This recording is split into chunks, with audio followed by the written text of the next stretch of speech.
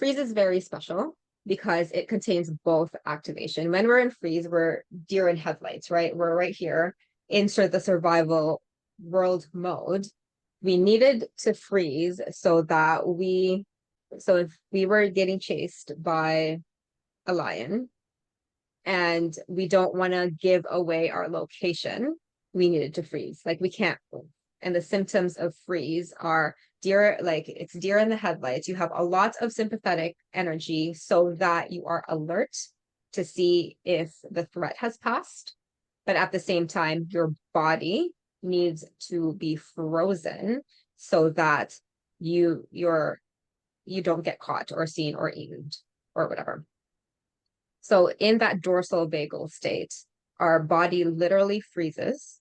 It has a lot of dorsal vagal energy of can't move. And it is a physical like thing where in our brains literally tell our body to say, don't move. It innervates our lungs to say, make shallow breaths. Also, it turns off the language centers in our brains. That's why when Rosalito was like, I couldn't say anything, I couldn't express myself because the threat was there, right? The threat was there, this asshole. And then he perceived it. And then that response, that freeze response, pretty much said, okay, language center, turn off. And then afterwards, after that event has passed and that stress response has started to mobilize afterwards, that's when the thinking brain turns on again and said, oh, I've done this, done that. That's where the thinking starts again. This is why in some niches, which was my niche, toxic relationship niches, some people are ignorant enough to say, why didn't they say something? Why didn't they do something if they were abused? Well, they were stuck in fucking freeze and they literally couldn't. Like their body literally couldn't because of that stress response, right?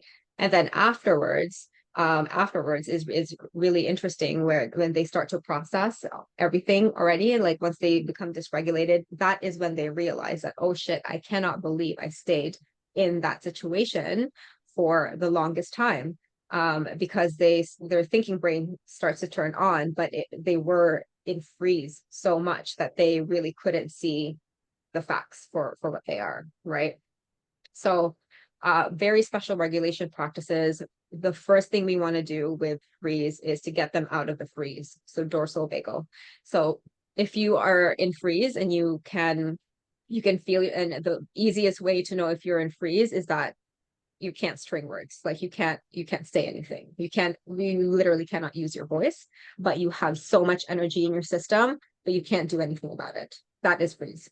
And so how you get out of that is you use dorsal vagal practices first, which there's going to be more a bit later in the slide. And then once you unfreeze, you'll find that all the sympathetic energy is going to come out. So then now you have to down regulate again to come back to regulation.